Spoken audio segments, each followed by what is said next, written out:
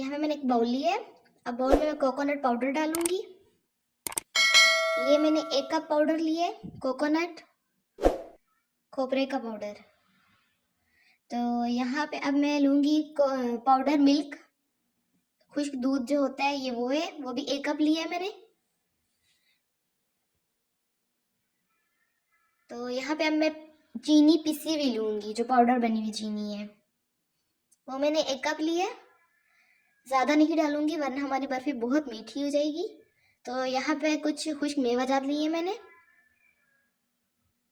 ये मेवा है, खोपरा है और बादाम है। अब मैं दूध यहाँ पे लूंगी 1 कप, रूम टेम्परेचर का थोड़ा थोड़ा करके डाल के इसको अच्छे तरीके से गूंद लूंगी।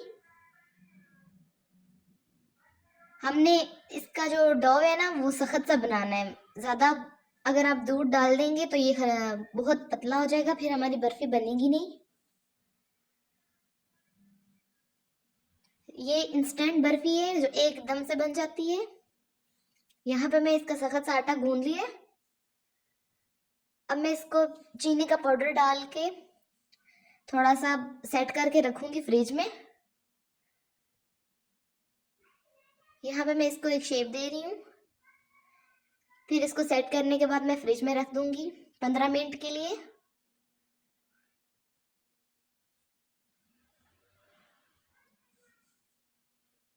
यहाँ पे ये सेट होके बाहर आ गई है। अब मैं इसे काट लूंगी। ना इसमें घी डलेगा, ना खोया डलेगा, ना और कोई झंझट। बहुत जल्दी आसान तरीके से सिर्फ 2-3 चीज़ों से बन जाएगी हमारी ये रेसिपी। इसको मैं दूसरी शेप दूंगी बर्फी की। तो यहाँ पे हमारी बर्फी बिल्कुल तैयार हो चुकी है।